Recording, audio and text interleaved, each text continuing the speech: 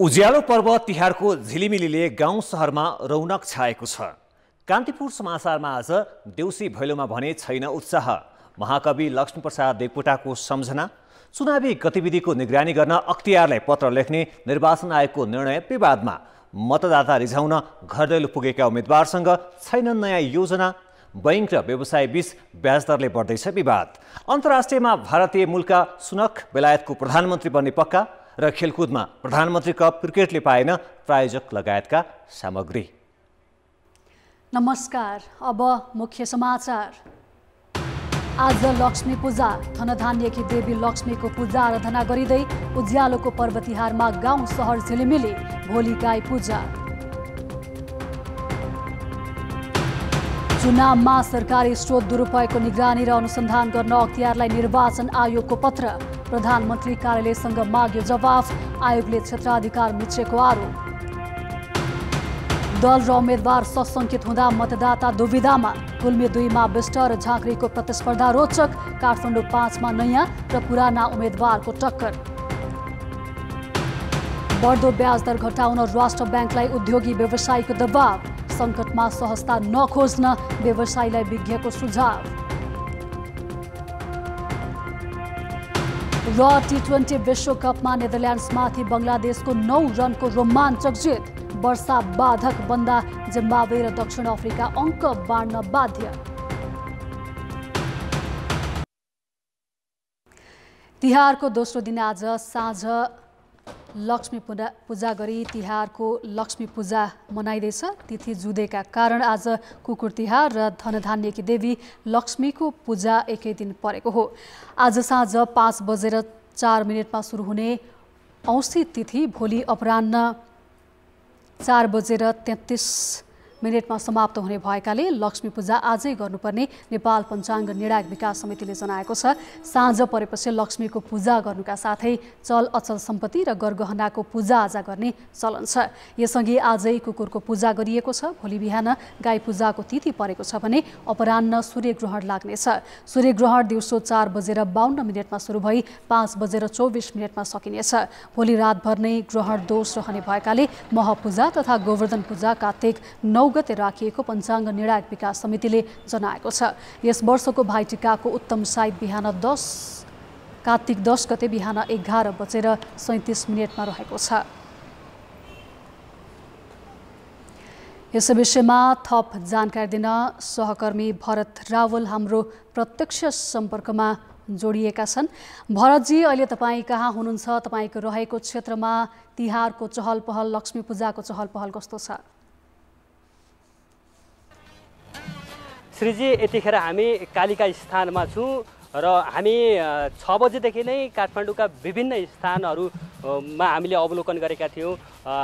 स्वयम्भू, त्यसै गरी ठमेल, दरबार मार्ग, न्यू रोड लगायतका विभिन्न स्थानमा हामीले अवलोकन गरेका थियौँ र विभिन्न ठाउँमा तिहारको चहल पहल निकै नै बढेको छ।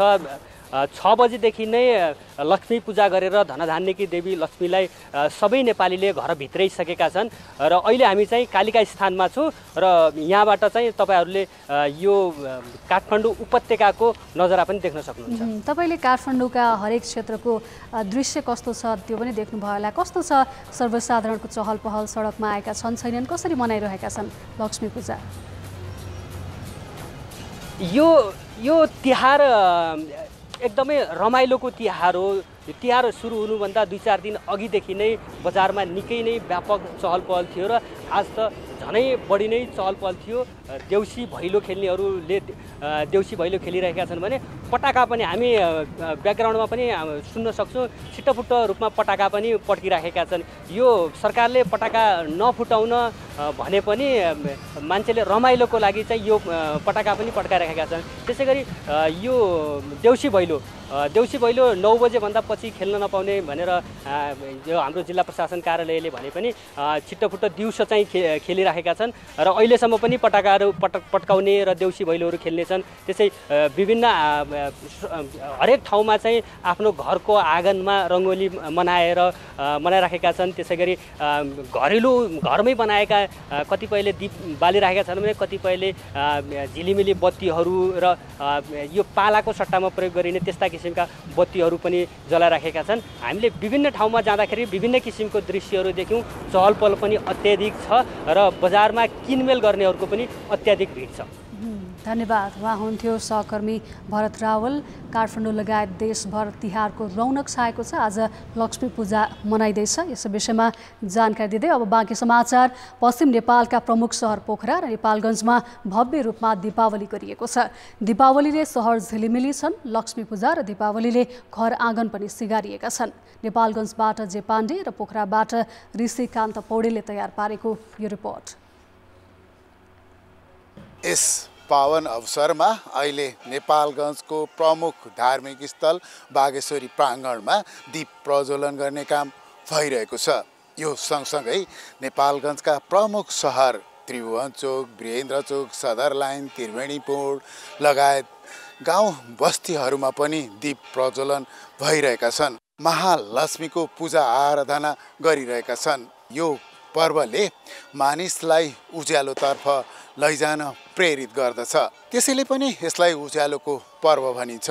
यस क्रममा नेपालगञ्ज पुरै झकमक्क तुल्याइएको छ। कान्तिपुर समाचारका लागि सहकर्मी सविता जीसीका साथ जे पाण्डे, नेपालगञ्ज, बाँके। महाकवि लक्ष्मीप्रसाद देवकोटाको 114औं जन्म जयन्ती पनि आज विभिन्न कार्यक्रम गरी मनाइएको छ।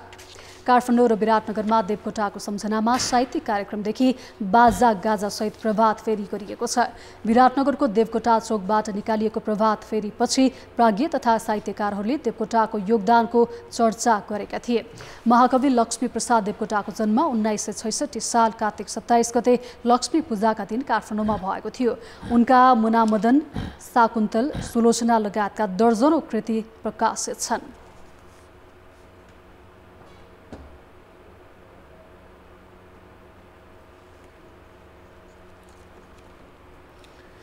निर्वाचन आयोगले चुनाव प्रचारका क्रममा भएको सरकारी स्रोत साधनको प्रयोग र खर्चको निगरानी गर्न आग्रह गर्दै अख्तियार दुरुपयोग अनुसन्धान आयोगलाई पत्र पठाएको छ। तर निर्वाचन आयोगको यो कदमले क्षेत्राधिकार मिचेको भनेर आलोचना भएको छ।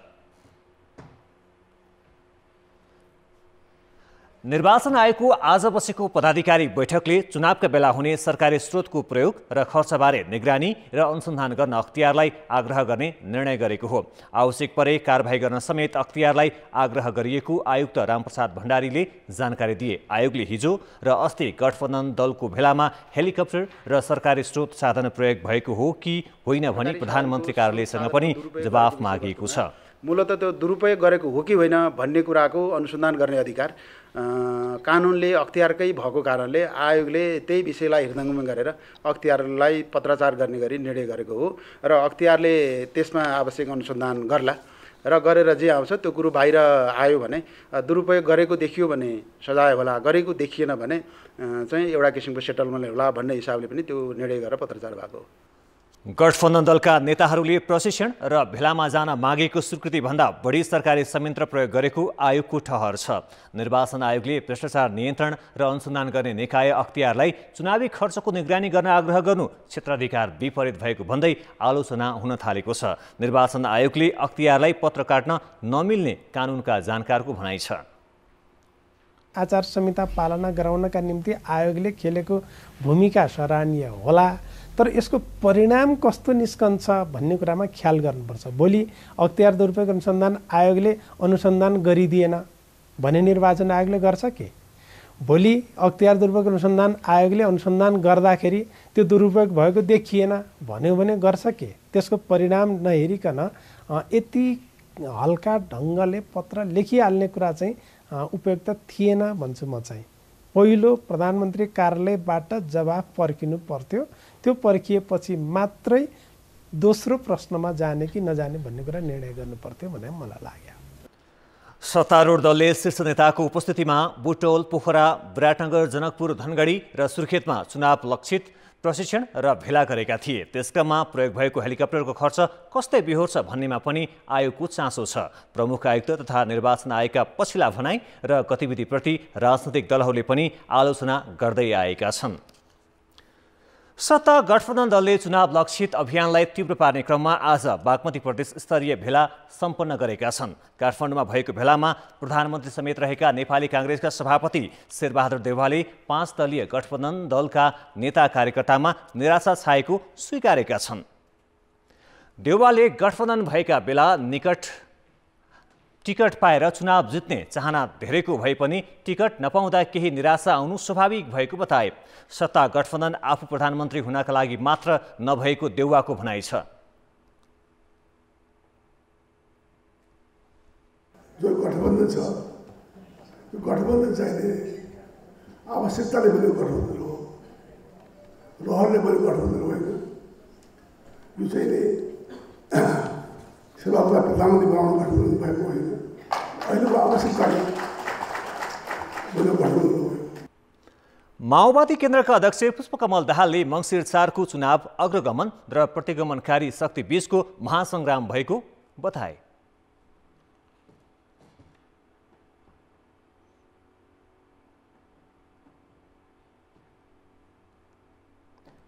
एमाले अध्यक्ष केपी शर्मा ओलीप्रति लक्षित गर्दै दाहालले दोस्रो जनआन्दोलनका एजेन्डा समेत जबरजस्ती स्वीकारेकाहरूले अहिले राजतन्त्र बोकेको आरोप लगाए। यो राष्ट्रको रक्षा गर्ने, लोकतन्त्र संविधानको रक्षा गर्ने बृहत्तर उद्देश्य र यो देशमा स्थिरता र समृद्धि मार्फत अगाडि जाने उद्देश्यलाई पन्छाउन सकिँदैन, पन्छाउन हुँदैन, त्यसलाई ओझेलमा राख्न हुँदैन। नेकपा एकीकृत समाजवादीका अध्यक्ष माधव कुमार नेपालले संविधान कुल्चेर निहित स्वार्थ पूरा गर्न खोज्ने शक्ति पतन भएर जाने टिप्पणी गरे। संविधानलाई धुजा पार्ने काम सुरु भयो। गणतन्त्रलाई नै जोखिममा पुर्याउने काम भयो।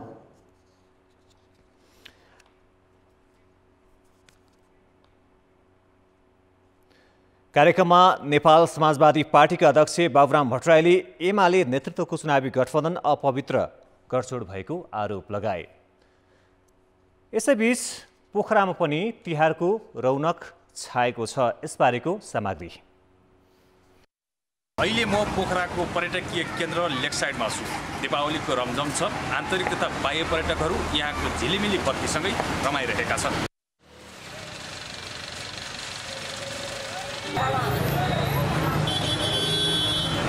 कान्तिपुर समाचारका लागि सहकर्मी इन्द्र पौडेलका साथ ऋषिकान्त पौडेल, पोखरा। अब जनताका आवाज हामीले आज 7 प्रदेशमा सोधेका छौँ।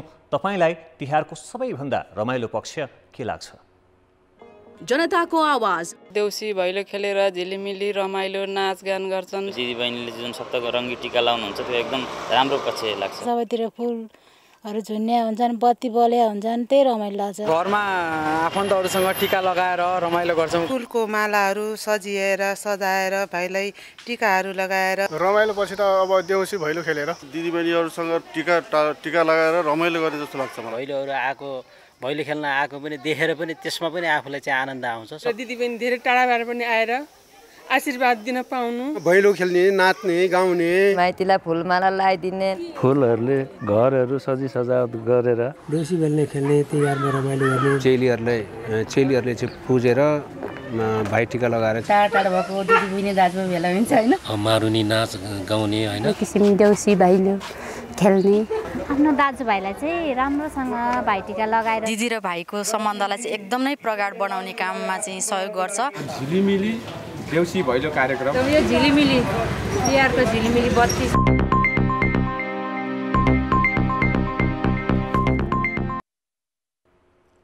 प्रधानमन्त्री शेरबहादुर देउवाले जनताले दिएको मतको आधारमा नै दलहरू चल्नुपर्ने बताएका छन्। नेपाल प्रेस युनियनले आज काठमाडौँमा गरेको कार्यक्रममा प्रधानमन्त्री देउवाले सबै दल लोकतन्त्रको सुदृढीकरणमा लाग्नुपर्ने बताएका हुन्।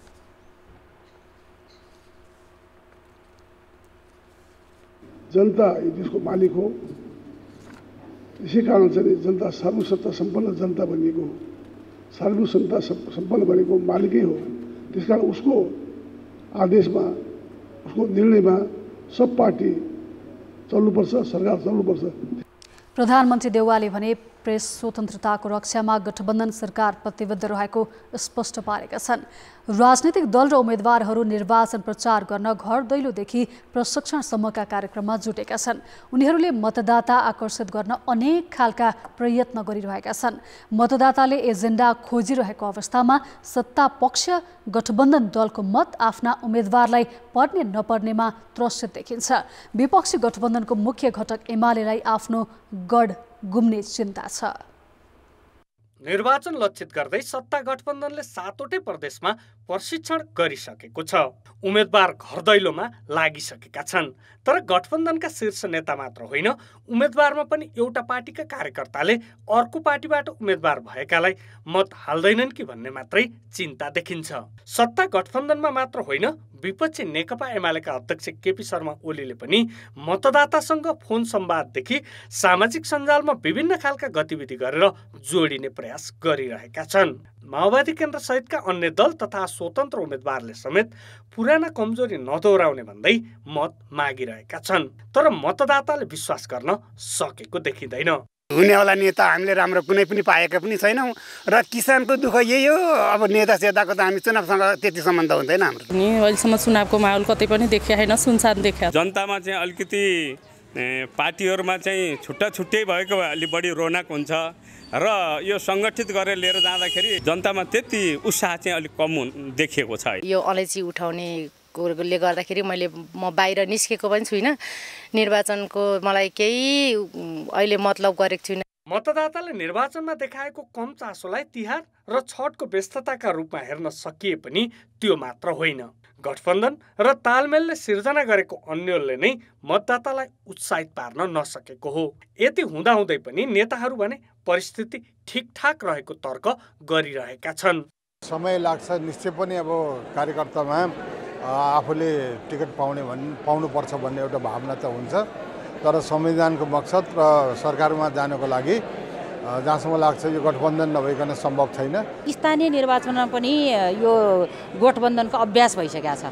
अभ्यास भएको हुनाले यो राजनीतिक उद्देश्य प्राप्तिको निम्ति परिवर्तनको पक्षमा नेपाली जनता उभिँदै आएका छन्।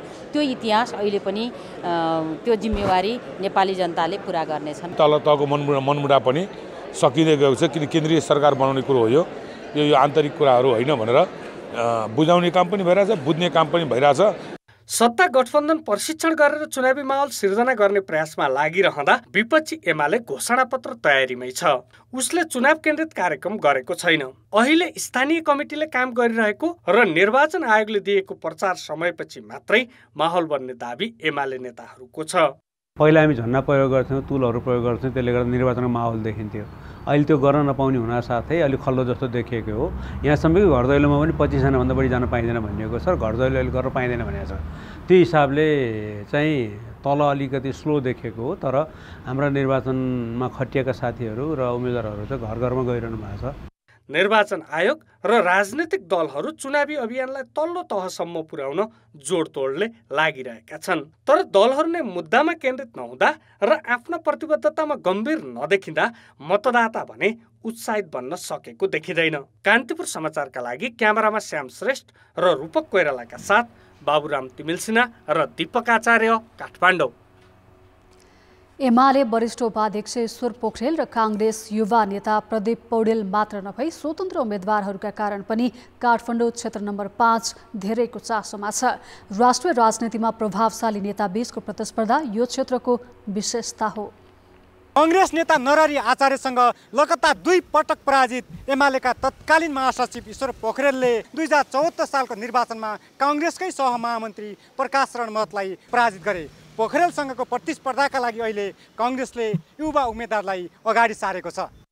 नेकपा एमालेका वरिष्ठ उपाध्यक्ष पोखरेल पार्टीमा अध्यक्ष केपी शर्मा ओली पछिको वरियतामा छन्। ओली नेतृत्वको सरकारमा पोखरेल उप प्रधानमन्त्री बने। 2064 र 70 को चुनावमा कांग्रेस नेता नरहरि आचार्यसँग पराजित पोखरेल 2074 मा कांग्रेस प्रवक्ता प्रकाश रण महतलाई पराजित गरेपछि पार्टीसँगै राष्ट्रिय राजनीतिमै प्रभाव जमाउन सफल पनि भए। यसपटक पनि एमालेबाट पोखरेल नै उम्मेद्वार बन्दा काङ्ग्रेसले भने युवा नेता प्रदीप पौडेललाई उम्मेद्वार बनाएको छ। पौडेलले चुनावी अभियान तीव्र बनाइरहँदा पोखरेल भने जित दोहोर्याउने रणनीतिसहित अगाडि बढेका छन्।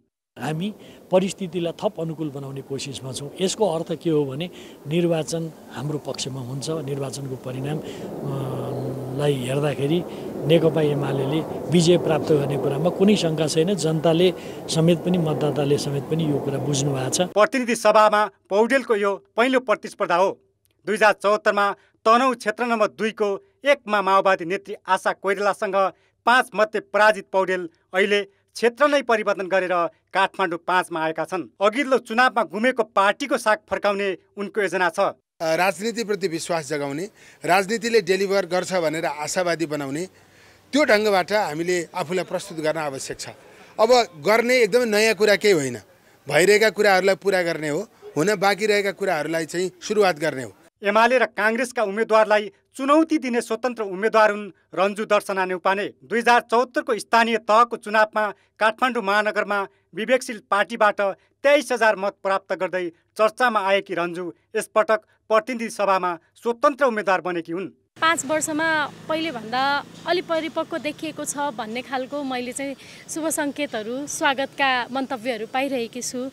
त्यो नै मेरो लागि चाहिँ सम्भावनाको ढोका खुलिरहेको हो भन्ने आभास दिलाइरहेको छ। यो क्षेत्रमा दलका 15 उम्मेद्वारलाई 14 स्वतन्त्र उम्मेद्वारले चुनौती दिएका छन्। काठमाडौँ 5 मा काठमाडौँ महानगरका 2, 3, 4 र 5, बुढा नीलकण्ठ नगरपालिकाका 3, 4, 5, 6 र 7 का साथै टोखा नगरपालिकाका 2, 3, 4, 5, 6 र 7 वटा पर्छन्। स्थानीय तहको मतलाई आधार मान्दा यो क्षेत्रमा एमाले बलियो देखिए पनि दलगत र स्वतन्त्र उम्मेद्वारहरूका कारण नतिजा आकलन गर्न मुस्किल छ। यस क्षेत्रमा राष्ट्रिय राजनीतिमा स्थापित र चर्चित नेताका साथै पार्टीका युवा र स्वतन्त्रको त्रिकोणात्मक प्रतिस्पर्धा निकै रोचक बन्दै गएको छ। गत निर्वाचनको नतिजा उल्ट्याउने र दोहोर्याउने रस्साकसीले उम्मेद्वारलाई मात्र होइन स्वयं मतदातामा पनि कौतूहलता जगाएको छ। कान्तिपुर समाचारका लागि क्यामेरामा श्याम श्रेष्ठका साथ प्रकाश बम, काठमाडौँ। लामो समयदेखिका सहयात्री नै चुनावी प्रतिस्पर्धामा उत्रिएपछि गुल्मीको क्षेत्र नम्बर 2 को चुनावी रौनक निकै चुलिएको छ। पहिले एउटै पार्टीमा रहेका नेता अहिले फरक फरक पार्टीबाट उम्मेद्वार बनेर मत माग्न थालेपछि मतदाता आपसी मन्थनमा जुटेका छन्। विगतमा एमाले भित्र पनि एउटै समूहमा रहेर काम गरेका गोकर्ण विष्ट र रामकुमारी झाँक्री अहिले गुल्मी 2 बाट चुनावी प्रतिस्पर्धामा छन्। विष्ट एमाले र झाँक्री एकीकृत समाजवादीका सचिव हुन्। अनेरा सोब्यूबाट स्थापित झाँक्री पहिलो पटक 5 दलीय सत्ता गठबन्धनको साथ लिएर प्रतिनिधि सभा सदस्यको निर्वाचनमा उम्मेद्वार बनेकी छन्। 2074 मा समानुपातिकबाट सांसद बनेकी झाँक्री केही महिना शहरी विकास मन्त्री भएकी थिइन्। गुल्मीका सबै प्रकारका आयोजनाहरू जो विकास पूर्वाधारसँग सम्बन्धित छन् ती अपुरा अधुरा कार्यक्रमहरूलाई पूर्णता दिने। 2056 देखि चुनाव लडेका विष्टको प्रतिनिधि सभामा यो 5औं पटकको उम्मेदवारी हो। 2064 मा तत्कालीन माओवादीसँग पराजित भए पनि विष्टले 3 पटक प्रतिनिधि सभामा पुग्ने अवसर पाए। उनी ऊर्जा मन्त्री बन्दा विद्युतीय बख्यौता असुली र विस्तार एवं श्रम तथा रोजगारी मन्त्री बन्दा 7वटै प्रदेशबाट श्रम स्वीकृतिको थालनी गरेर राष्ट्रिय रूपमा चर्चा कमाएका थिए। मेरो जित्ने आधार भनेको जनताको सेवा हो, देशको विकास हो, गाउँको विकास हो। स्थानीय निर्वाचनमा वडा अध्यक्षका उम्मेद्वारले पाएको मतलाई आधार मान्दा गुल्मी 2 मा एकीकृत समाजवादी चौथो पार्टी हो। एमालेले 31,253, काङ्ग्रेसले 29,821, माओवादीले 1,841, एकीकृत समाजवादीले 658 तथा राप्रपाले 101 मत प्राप्त गरेका थिए। रेसुङ्गा, रुरु लगायतका धार्मिक पर्यटकीय क्षेत्र र कफी उत्पादनमा देशकै नमुना पहाडी जिल्ला गुल्मी व्यावसायिक कृषिमा पनि अगाडि छ। तर निर्माणाधीन योजना सम्पन्नता, कृषिको बजारीकरण, सडक सञ्जाल, विद्युतीकरण, स्वास्थ्य र शिक्षाको स्तरोन्नतिमा थुप्रै काम गर्न बाँकी छ। यस्तोमा एउटै दलबाट विभाजन भएका 2 उम्मेद्वार फरक एजेन्डा बोकेर भोट माग्दै आउँदा मतदाता कसलाई मत दिने अन्यलमा छन्। धेरै काम सुरु भइसकेको छ अनि अनुभव हुने जस्तोलाई भोट चाहिँ दिनु पर्ला जस्तो छ। उहाँहरूको अब एजेन्डाहरू हेरेर अनि बुझेर मात्रै हामीले भोट दिने। गुल्मी क्षेत्र नम्बर 2 को यो निर्वाचन क्षेत्रमा 1,04,227 मतदाता छन्। कान्तिपुर समाचारका लागि सहकर्मी नवराज भुषालका साथ अमृता अनमोल, तमगास, गुल्मी। ललितपुर ठेचोमा भइरहेको नवदुर्गा भवानीको 12 वर्षे जात्रामा आज देवगणले नृत्य प्रदर्शन गरेका छन्। साउनदेखि सुरु भएको जात्रामा विभिन्न 13 देवगणले नृत्य गर्ने चलन छ। नवदुर्गा नाचमा भैरव, काली, वाराही, कुमारी, गणेश, ब्रह्मायणी, श्वेत भैरव लगायतको नृत्य हुन्छ। जात्रा अवधिमा 28 वटा पर्व पूजा सञ्चालन हुन्छन्। आज नवदुर्गा भवानी देवी गुठीका 13 देवगणले ठेचोको तल्लो लाछी डबलीमा नृत्य प्रदर्शन गरेका हुन्। जात्रा अवधिमा नवदुर्गा गुठीको बाजा बाहेक बस्तीमा बाजा, घण्टा, सिठी, ताली बजाउन पाइँदैन।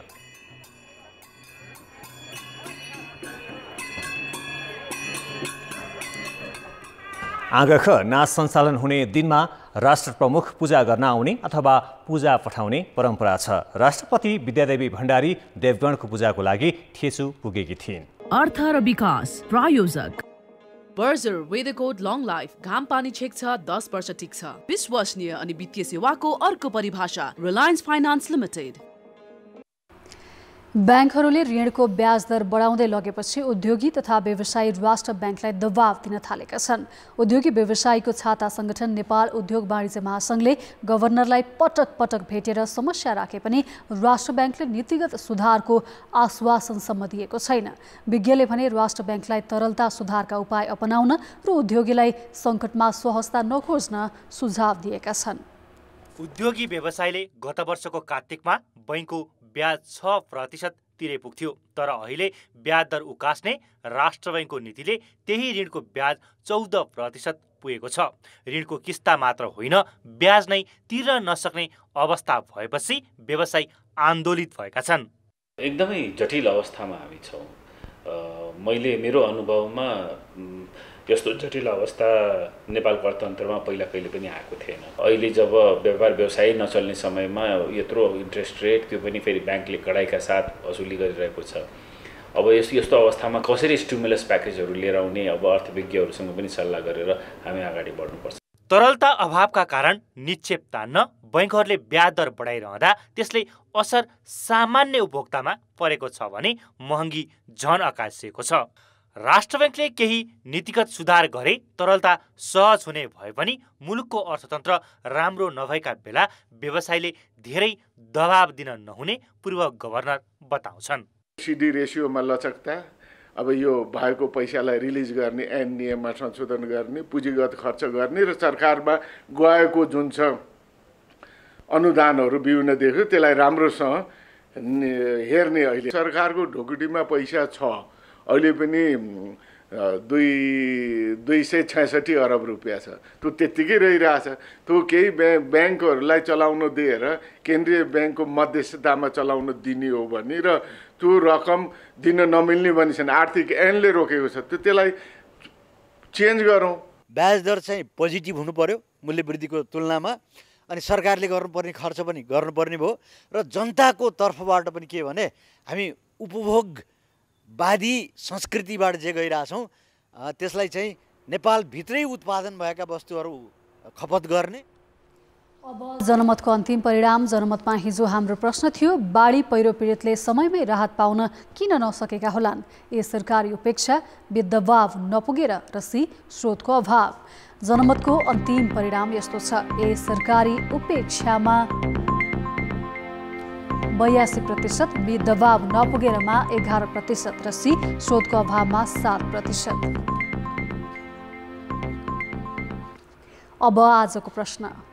हाम्रो प्रश्न छ, ब्याज दर वृद्धि नियन्त्रण गर्न के गर्नु पर्ला? ए नीति नै संशोधन, बी समयमै विकास खर्च, र सी वैदेशिक सहायता बढाउने।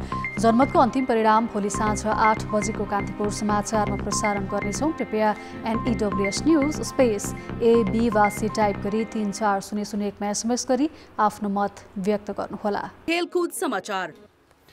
कान्तिपुर खेलकुद समाचारमा स्वागत छ। नेपाल क्रिकेट सङ्घ क्यानले तिहार लगत्तै आयोजना गर्न लागेको प्रधानमन्त्री कपको तयारी अन्तिम चरणमा पुगेको छ। यतिखेर मुलपानीको माथिल्लो क्रिकेट मैदानमा रहेका 5वटै पिचको स्तरोन्नति धमाधम भइरहेको छ भने कीर्तिपुरको त्रिवी मैदान पनि तयारी अवस्थामा छ। तर हरेक संस्करण झैँ यो पटक पनि प्रधानमन्त्री कपले राष्ट्रिय खेलकुद परिषद बाहेक अर्को प्रायोजक पाएको छैन। गत वर्ष पुस र माघमा भएको प्रधानमन्त्री कप समय र बजेट अभावका कारण 20 ओभरमा खेलाइएको थियो। यसपटक प्रतियोगिता पुरानै फर्म्याट अर्थात् 50 ओभरमा गरिनेछ। अफ सिजनमा नवौं राष्ट्रिय खेलकुद अन्तर्गत क्रिकेट प्रतियोगिता गराएपछि धेरै आलोचना खेपेको क्यानले यसपटक भने मुलपानीको 5वटै पिचको स्तरोन्नति गरेको छ। आगामी अन्तर्राष्ट्रिय प्रतियोगितालाई पनि हुने गरी त्रिवी क्रिकेट मैदानको पिच बनाइएकाले यसपटक कुनै समस्या नहुने क्यानले बताएको छ। मुलपानी ग्राउन्डको चाहिँ पिच हामीले पुरै रेनोभेसन गऱ्यौँ। सबै 5वटा पिचलाई चाहिँ नयाँ ढङ्गले बनायौँ हैन। त्यसकारणले चाहिँ अब मुलपानीको पिचको एकदम स्तर उन्नति भएको छ र तयारी चाहिँ हामी एकदमै तीव्र गतिले गरिरहेका छौँ। कार्तिक 13 देखि 26 गतेसम्म हुने प्रतियोगिताका लागि 1.5 करोड रुपैयाँ खर्च हुने अनुमान छ। राखेपले अघिल्लो वर्ष 37.5 लाख दिएकोमा यसपटक 60 लाख रुपैयाँ दिएको छ भने बाँकी प्रायोजन क्यान आफैले जुटाउनु पर्नेछ। यसको मुख्य प्रायोजनै भनेको एनएससी हो के। अब राष्ट्रिय खेलकुद परिषदले जुन योपालि 60 लाख गरेको छ त्यो प्रायोजनै हो के। अब बाँकी अरू 1 करोड क्यानले खर्च गर्ने हो हैन। अब बाँकी अरू अन्य सानातिना अरू जोड्न सक्यो भने अझ राम्रो हैन। प्रतियोगितामा Tribhuvan army club, Nepal police तथा एपीएफ गरी 3 विभागीय र 7 प्रदेशले सहभागिता जनाउनेछन्। प्रधानमन्त्री कप भनिए पनि हरेक पल्ट व्यवस्थापन, पुरस्कार राशि तथा प्रसारमा ध्यान नदिएको आरोप लाग्ने गरेको छ। यसपटक कसरी आयोजना हुन्छ त्यो भने हेर्न बाँकी नै छ। कान्तिपुर समाचारका लागि भैरहवा जिल्ला सहकर्मी भुवन पाण्डे र क्यामेरामा सुरज खड्काका साथ प्रदीप लेखी, काठमाडौँ। कान्तिपुर खेलकुद समाचारहरूलाई यति नै। अब मौसम सम्बन्धी जानकारी।